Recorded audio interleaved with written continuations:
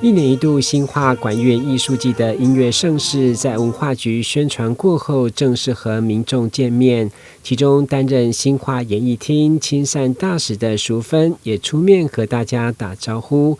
她1年前在台風天被台南管樂團收容以後，原本衰弱病態的模樣，現在精力充沛，發出幸福的咕嚕聲。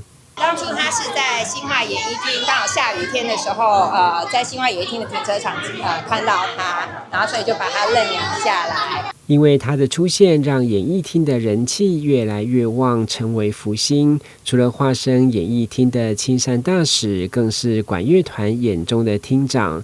只要有機會，他就愛爬上人的肩膀。這天，新化管樂團的學生在表演過後，也開心地和他互動。像記者會或者是我們成果發表會的時候，甜甜老師就會把他帶下來這邊，蠻可愛的。他一直在演藝廳外面走來走去，所以就被甜甜老師撿到，可愛。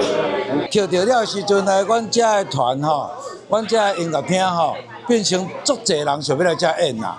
啊，阮感覺講的是一隻福星啦，所以阮這團吼，甲伊飼起來，飼起來了到這時吼。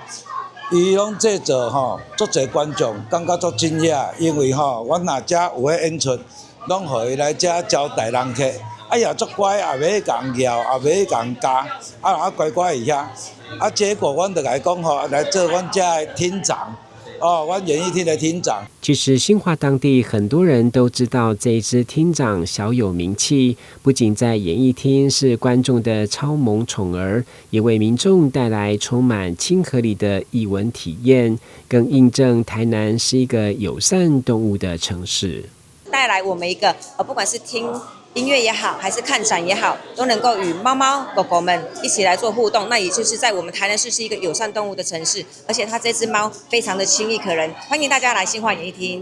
趁着3個月的新化管樂藝術季，民眾來到新化演藝廳，也不妨跟淑芬廳長打聲招呼。記者郭恩吉台南報道。